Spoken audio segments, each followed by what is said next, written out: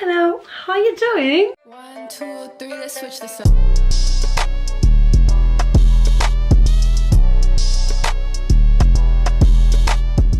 J'espère que vous allez bien, bienvenue dans cette nouvelle vidéo. Aujourd'hui, je vais tout vous dévoiler sur mon organisation.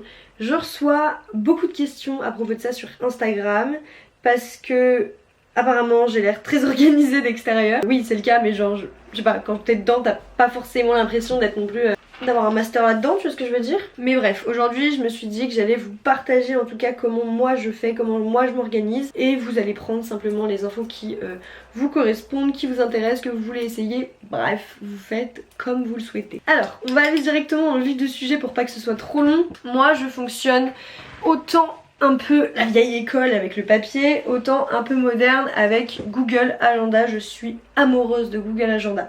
Donc on va commencer par le papier. C'est bien le papier. Alors, j'ai plusieurs choses, mais j'essaye. Le plus important en fait pour moi, c'est de ne pas m'éparpiller et de pouvoir tout mettre dans un seul et même support. Donc, pour septembre, j'ai reçu un agenda. Donc, c'est l'agenda Esiol, chez qui je travaillais en alternance. Ceux qui suivaient à ce moment-là. Avant ça, je faisais mon bullet moi-même, on va y revenir. Pour, en tout cas cette année, je vais utiliser l'agenda. Donc il est simple, minimaliste, il y a tout ce qu'il faut. Alors je vais vous montrer un mois qui est pas déjà bien rempli, ce serait sympa. Ce qui est important pour moi dans un agenda, c'est d'avoir une vision mensuelle où je peux mettre les rendez-vous que j'ai prévu donc déjà dès le mois d'avant. Je vais pouvoir voilà, mettre tout ce qui est important en fait que je sais d'avance et mettre mes objectifs. Je suis une adepte des objectifs. Je l'ai déjà dit dans plusieurs vidéos, on ne va nulle part selon moi si on ne sait pas pourquoi on y va. Donc je suis obligée de mettre mes objectifs à plat. Ça peut être vraiment un objectif minime si je peux dire. Le mien ça va concerner le pro, ça va concerner le YouTube, voilà tout ça. Mais ça m'arrive de mettre des objectifs sur ma santé mentale par exemple, ça peut m'arriver. Sur mes relations, par exemple passer plus de temps avec telle personne ce mois-ci, voilà, ce genre de choses. Vous adaptez en fait à vous, mais ne minimisez pas pardon, les objectifs puisqu'ils sont tous importants à leur échelle. Donc moi ça c'est un truc que je fais en début de mois, ça me permet d'y voir très très clair. Après je m'organise uniquement en semaine et en jours parce que c'est vraiment sur du court terme et c'est ce qui est le plus important pour moi. Je fonctionne sur le papier pour les to-do list et pour le journaling en fait. C'est obligatoire pour moi de commencer ma journée par une to-do list. Je le fais tous les jours et je le fais vraiment pour le jour même. Je trouve que le plus important c'est d'y aller au jour le jour parce que je sais pas comment j'ai avancé la veille, je peux pas prévoir tout ça.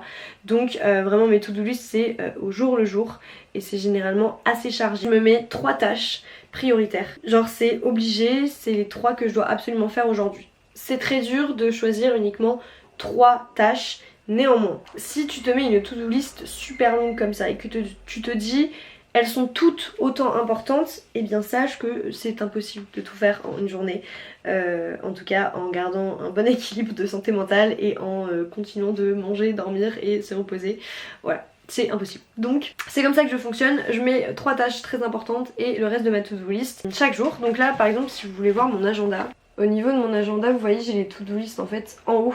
Et après j'ai du coup mon emploi du temps de la journée. Si vous avez des choses à anticiper dans votre travail ou autre, je vais vous montrer un exemple et vous adapter du coup à ce que vous avez à faire. Je pense par exemple aux personnes qui ont des...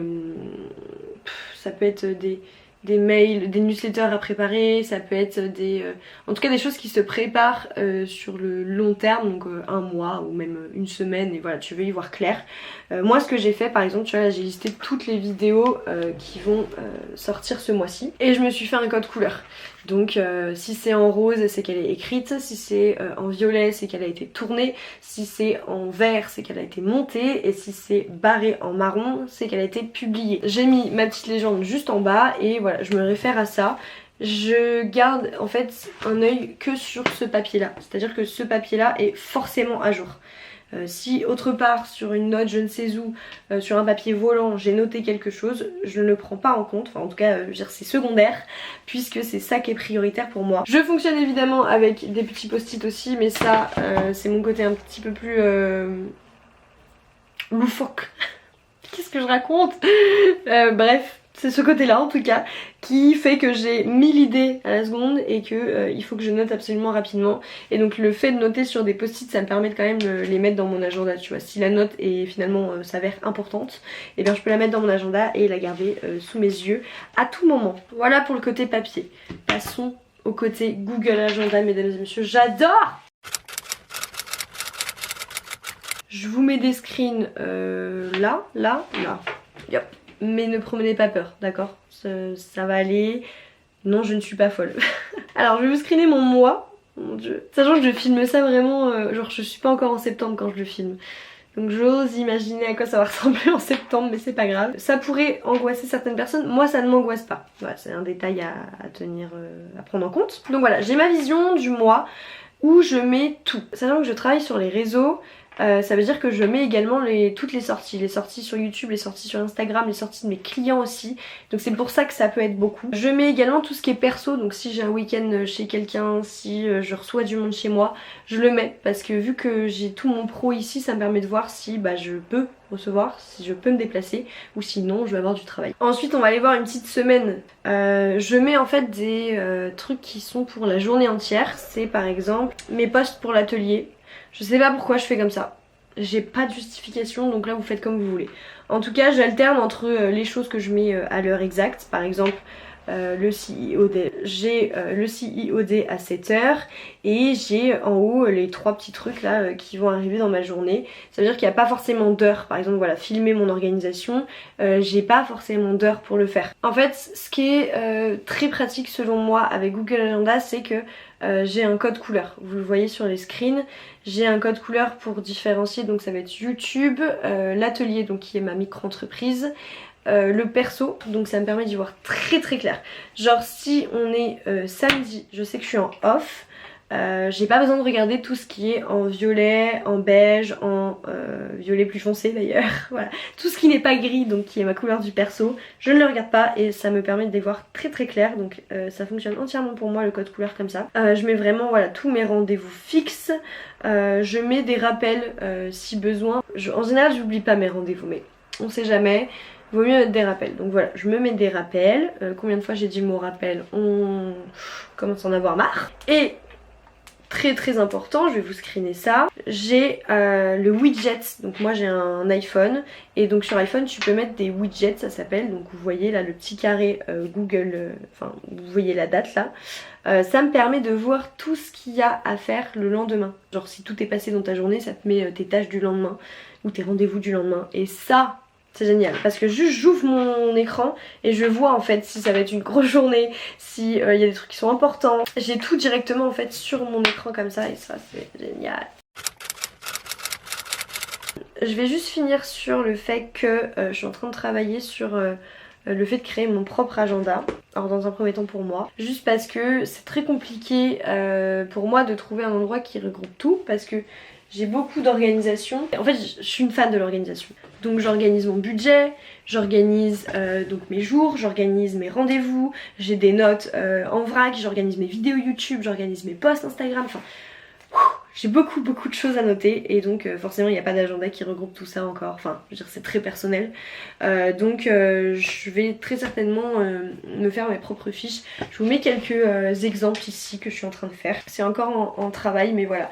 Et en fait je prends ça parce que ça c'est mon truc pour le budget, on va en parler dans le mois, vous inquiétez pas, et du coup ça va me permettre en fait de mettre les feuilles là dedans et donc d'avoir tout à la même place. Je sais pas si vous voyez mais genre tu vois, je peux tout mettre dans les petits anneaux là. Donc peut-être que je vais m'acheter un classeur en A5 parce qu'il est un peu petit. Genre ça c'est A5. Je pense que vous voyez la diff. Voilà. Mais effectivement c'est un projet. En fait je suis tellement accrochée à mon organisation et ça participe à mon équilibre x 1000 Donc effectivement ça peut valoir d'avoir un investissement de temps comme ça et de créer mon propre truc qui me correspond à 100% et qui me permet d'avoir un suivi de toutes mes tâches et de tous mes projets on point. Alors concrètement comment on garde ce cap d'organisation? C'est clairement une habitude à prendre, c'est évident, je vous apprends rien je pense. Déjà rien que de prendre l'habitude de noter tous les matins avant même de faire quoi que ce soit, enfin dans votre travail je veux dire, de prendre l'habitude de noter, de lister tout ce qu'on a à faire, ça libère le mental fois 1000 et ça permet d'y voir beaucoup plus clair, de pas stresser, de pouvoir suivre son rythme de travail à la journée, de réajuster un peu si on se met trop de pression, si on n'a pas le temps de tout faire, si voilà, faut être aussi lucide. Le but c'est pas de se surcharger justement, au contraire c'est d'apprendre à s'adapter à son rythme et d'être d'autant plus efficace et organisée et productive. En tout cas c'est mon but, c'est pour ça que je m'organise autant. Il y a évidemment un petit côté discipline, si c'est noté sur ma to-do list et encore plus si c'est noté dans ma partie prioritaire, je ne me laisse pas le choix. Si ça marche sur vous le chantage, vous pouvez très bien vous dire je vais manger un gâteau, j'en sais rien, une fois que j'ai fini cette tâche là. Vous mettre des petits ultimatums comme ça, sans pression, hein, voilà, faites à votre sauce. Ça peut être une façon de prendre l'habitude en fait de ne pas arrêter sa tâche tant qu'elle n'est pas finie et de suivre cette to-do list que vous vous êtes fait. Voilà, j'espère que j'ai été claire, j'espère que ça vous a plu. Si vous voulez voir, carrément on fait une vidéo sur l'agenda que je vais créer là pour moi sur mesure, et n'hésitez pas à me le dire, commentez. Si vous avez besoin de d'autres conseils, si vous avez encore des questions, commentez également. N'oubliez pas de vous abonner si ça vous plaît parce que tout le mois de septembre on fait une vidéo par jour, on se retrouve tous les matins à 7 h, je suis ravie. Enfin, j'espère que vous surtout vous êtes ravis. Et voilà, gros bisous et à demain. Ciao.